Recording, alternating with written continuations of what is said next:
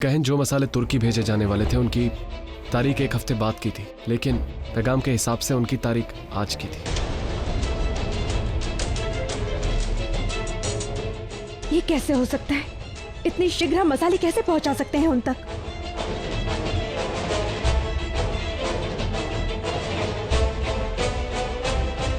टोडरमल जी, आप एक काम कीजिए, उन व्यापारी को एक पत्र भिजवाइए जिसमें लिखिए कि वर्षा अधिक होने की वजह से रास्ते बंद हो गए और उसी वजह से हम बंदरगाह तक सामान नहीं पहुंचा पाए हैं। जैसे भी करके आप उनसे समय मांगिए, क्योंकि इस समय हमारी प्राथमिकता शहंशाह को ढूंढना है। पहले ही शहंशाह लापता है, उस पर मुराद का लोगों से मिलना एक और नई समस्या। हे कान्हा, परीक्षा पर परीक्षा क्यों ले रहे हैं आप हमारी? क्या हुआ जोधा बेगम? क्या सोच रही हैं आप? सलीमा बेगम, कोई जानबूझकर समस्या पैदा कर रहा है, पर कुछ भी हो जाए हम हार नहीं मानेंगे। टोडरमल जी, हम स्वयं अपनी तरफ से उन्हें पत्र भिजवाएंगे जिसमें देरी के लिए हम उन व्यापारियों से क्षमा मांगेंगे। तब तक आप व्यवस्था कीजिए कि मसाले शीघ्र ही उनके पास पहुंच जाएं। जी मलिका। अगर मलिका हिंद का भोजन तैयार है तो हम ले जाएं? जी, सब तैयार है। वैसे आपको खबर मिली क्या? खबर? कैसी खबर? कि जोधा बेगम को पता चल गया है कि मसालों को नुकसान पहुंचाने का षड्यंत्र किसका था।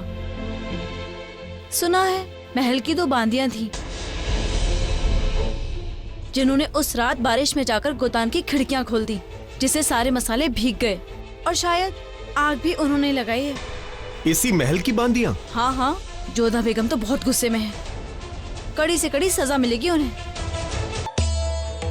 गुस्ताखी माफ हुजूर, उस दिन मसाले के गोदाम में हमने खिड़कियां खोली थी, ये राज जोधा बेगम तक चला गया। हमें बहुत डर लग रहा है हुजूर। आप तो बादशाही बेगम हैं, आपको तो कोई छू भी नहीं सकता, मगर हम ठहरे बांदियां। जोधा बेगम तो हमें सूली पे चढ़ा देंगी। कुछ तो कीजिए। ठीक है, तुम बादशाही बेगम की बांदियां हो, कोई तुम्हारा बाल भी बाका नहीं कर सकता। तुम दोनों बेफिक्र रहो, हम सब संभाल लेंगे। जाओ यहाँ से। सुनो, एक बात याद रहे, ये बात गलती से भी तुम्हारी जबान से बाहर नहीं निकलनी चाहिए कि मसाले खराब करने का काम हमने तुम्हें सौंपा था। हमें नीचा दिखाने के लिए आप उन मासूम किसानों और अपने सल्तनत को इतना बड़ा नुकसान पहुंचाएंगी। आपने जोधा बेगम को नीचा दिखाने के लिए ये चाल चली? हमें शर्म आती है आप पर रुकैया बेगम। सच में रुकैया बेगम, हम बार बार ईश्वर से बस एक ही प्रार्थना कर रहे थे कि आप इन सब में शामिल ना हो, परंतु नहीं। हमेशा न जाने अनगिनत बार आपने हमें नीचा दिखाने का प्रयास किया है, न जाने कितनी बार आपने हमें कष्ट दिया, परंतु हर बार रुकैया बेगम आपको अपनी बड़ी बहन मानकर हम आपको क्षमा करते आए। परंतु आज नहीं रुकैया बेगम, आज बिल्कुल नहीं, क्योंकि आज बात मुगल सल्तनत की है, आज बात उन किसानों की, उन मासूम किसानों की है, और आज आपकी वजह से विदेशों में मुगल सल्तनत का नाम खराब हुआ है। इसलिए आज हम आपको दंड अवश्य देंगे और हम अपने आप को नहीं रोकेंगे रुकैया बेगम।